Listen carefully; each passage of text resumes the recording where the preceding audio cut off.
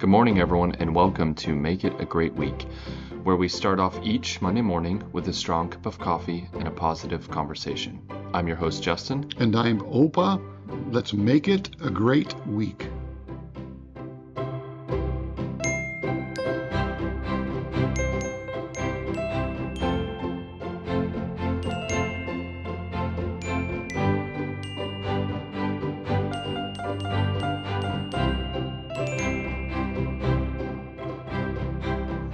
I thought we would start off today by going over the history of how bamboo was brought into America.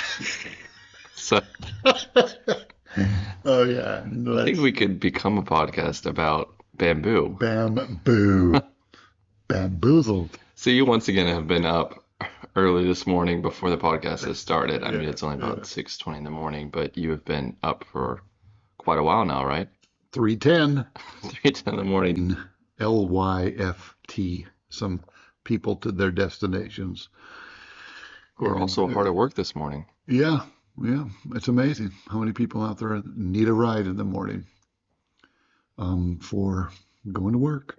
And I usually tell them I appreciate their showing up and doing their part, because without them, the place doesn't operate, Yeah. So, And you've had your fair share of early morning start. I mean, we talked about that in the first episode, but you've had some jobs before you decided to do early morning lifts. You've had a lot of jobs where you had gone up early, and you've had a couple night shift jobs as well. I remember when I first met you, you were doing night shift. What was that? It was at Southern Weaving. That's right. Yeah. Yeah. Perfect hours, 11 to 7, 11 at night to 7 in the morning. That's a company that actually had 3 shifts, first shift, second shift, third shift. Nowadays it's 2 shifts, night shift, day shift. That's probably your work, right? Night shift and then day shift. I think we have 3 shifts. Do they? That would be unusual. You'll go in today and check it out. Okay. Like BMW, night shift, day shift. Most companies, night shift, day shift. Okay, no, we probably do then. I'm gonna have to edit that out because I sound so dumb. No, I'm But kidding. they what ends up happening is they have like 10-hour shifts, and they think that's good enough. I don't know, but that's their decision. I came across this one this week, lifting somebody, giving them a ride. He works for a company that actually works 12-hour shifts. Wow. And they work 2 days on day shift from 7 in the morning to 7 at night. They have a couple days off. Then they do 3 days or 2 days, depending on their scheduling, on night shift from 7 at night to 7 in the morning. And he calls it a rapid swing shift, where like they'll do days for a couple days off, and then nights 7 to 7. I said, how in That the sounds world terrible. can you even do that? And he says, it's horrible. He said, you should see some of the people that have been there for like 10, 15, 20 years. They look like they're way much older than they are. Sounds like a rapid death, honestly. Yeah, that's true. Yeah. But that is just unbelievable. I can't imagine a company would think that is a good way to run their employees. I mean, Yeah. it's horrible. But The earliest I had to ever get up for a job was when we worked at summer camp in their kitchen, which is how I met Lily. And, we got up, I think it was like 4:30 most mornings. And then you worked through, maybe had about an hour break in the afternoon, and then worked till about 6 or 7. And that was every day.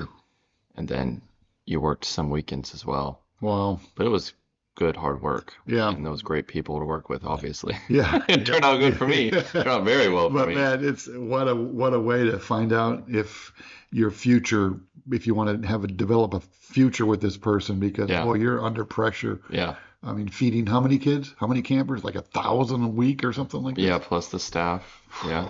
Man. But there was, imagine that. they ran it so well because there was just, they knew everything. They knew every step of what you needed to do. There was no wiggle room, and it was very comfortable coming in because you knew that it was going to get clear explained to you. You start off each morning. This is what you're doing. This is how you do it. This is how long it should take. This is how you'll know if you're behind, and then go and start doing it. And And then, yeah, obviously Lily would just never stopped working. I Yeah, mean, you raised a hard worker because she is a hard worker. Yeah. she outworked me, just never stopped, Mm. always going. And then, sometimes you'd be a baker and they do huge cakes. And I remember one time I did it, and when I put the frosting on, I just ended up mixing all of the black, cake into it. So it's supposed to be a white frosting, Oh boy. and it ended up being like a darkish white. And, they just looked at it like, okay, great. And when Lily did it, it was a work of art by Yeah, the of end. course. It Yes. wasn't just frost, Yes. it was perfectly done. And yeah, it was beautiful. Very nice.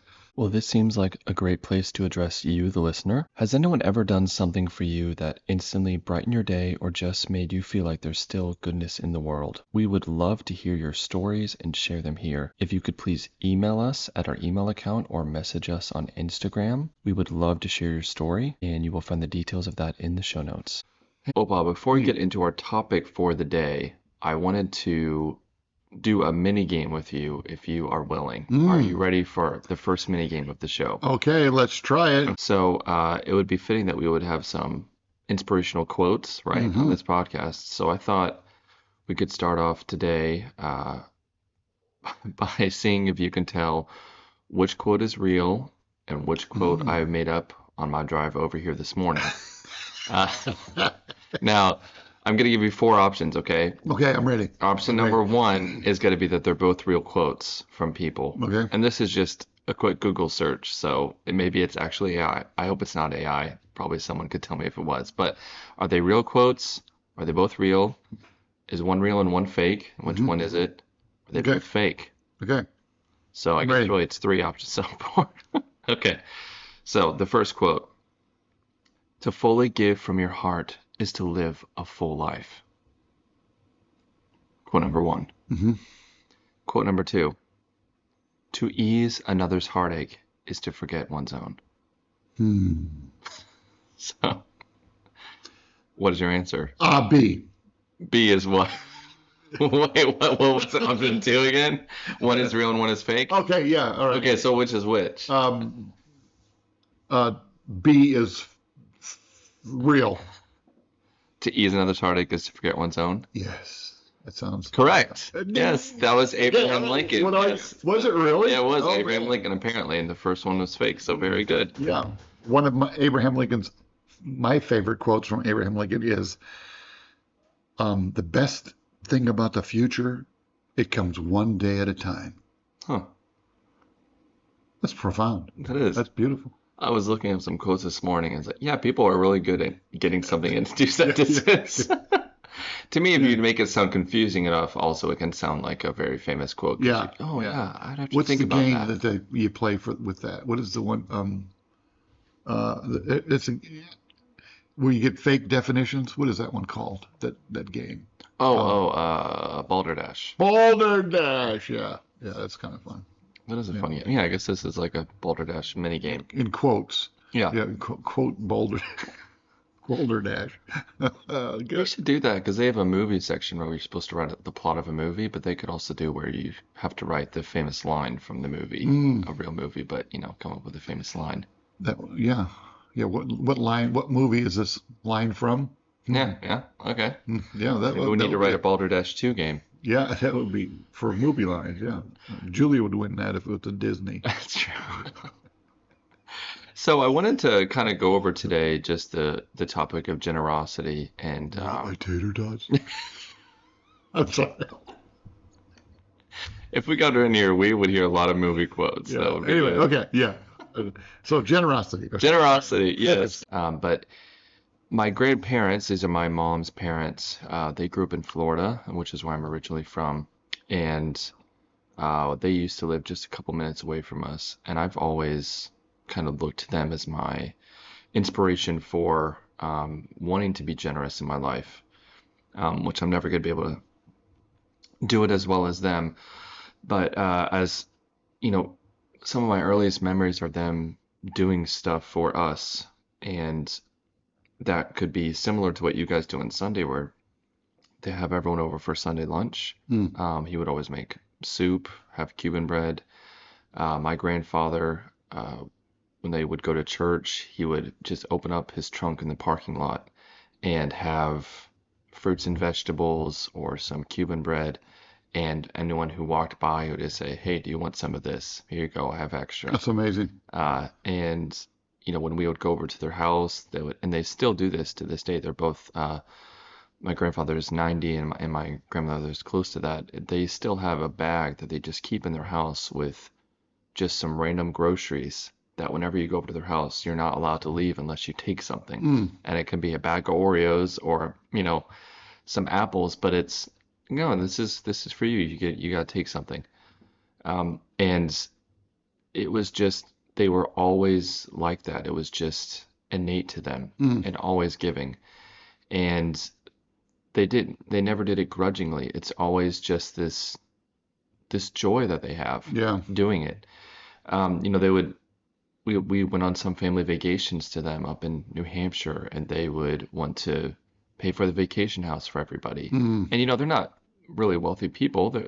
He was a fireman who worked really hard, incredibly hard worker as well, just like my dad is. But they, it's not like they had unlimited money, Yeah. but they always spent it on the people they love around them. That's a They would, great way to do it. in the time too, they would every Sunday they would have a couple of their grandkids after lunch stay with them, and then they would always go and buy them a snack on the way to, church choir, and they just were always giving to people, and all people were always at their house, staying with them, different types of people. They always had a guest room ready. Mm. My grandfather was always cooking for people every single morning. When we moved to South Carolina, me and my 6 siblings would come and stay at their house, and every single morning he would cook a full breakfast Oh, wow. for everybody in shifts. And that's just another way of giving, giving his time, giving all Yeah. that food. Wow. And so it really was just, it wasn't like a one thing or this is one, it was just everything about their life, especially as I look back, was just constantly giving. And that Wow. is, What great heritage. it is, yeah, I'm very, very thankful for them and to still have them in my life. But their generosity is something that I really aspire to, but Mm. they've lived that their whole life, so it's not something that you can just attain. That's just how they Yeah. were. Yeah. Well, what a great example and something to live up to. That's for sure. Yeah. And I'd like to be that way when I grow up. Yeah. That'd be nice. Man. Wow. That's something to shoot for. Yeah. Wow. Very good. That's a beautiful story. Yeah. And I hope it continues for a long time Yeah. for you. I mean, that would be really nice. There have been Yeah. generous people like that. Hmm. Yeah. Yeah. There's in my life, I look at it and I say there are just too many stories of people who have been generous to us. It's incredible to think of. If you start thinking a little bit about how people have been good to you in your particular situation. There's just way too many to think of it. Oh yeah, there was that. Oh yeah, there was this. When you mentioned, think of stories of generosity. So many of them just come to my head that I said, my word, we would have a Joe Rogan podcast. You're like 3 hours. We can. Yeah. Yeah. But it's incredible how many in my life how people have been so generous to me, and I say wow. And generous just being giving more to somebody than they deserve or is required, just going above and beyond. And I mean, it's just, I think of one in particular, a lady at church. And you know what? I can't even remember. I think her name is Cindy, Mm-hmm. but I can't remember. It's my shame. But it's been several years back. I think it was before Fordham came into my Okay. life, our life. Or maybe not. I don't know. Anyway, she came up to me and said, Tim, at church, almost, abruptly accosted me almost and said, hey, listen, could you guys take a vacation at Hilton Head? I've got a timeshare down there that I can't use for the week that I've got, and I want to give it to you guys. Was that before did you go to that? I don't know. Anyway, Wait, no, I think I did. That may have did you? been while Lily and I were dating. I think, Okay. and maybe I visited for like a day or something. Could be. It was Like weird. Graham and I did maybe, Okay, that may be. and Yeah, slept on that the could be. couch. I think, yeah, yeah, yeah. Could be something like that. But I mean, somebody gives us, and it was beautiful. Hilton Head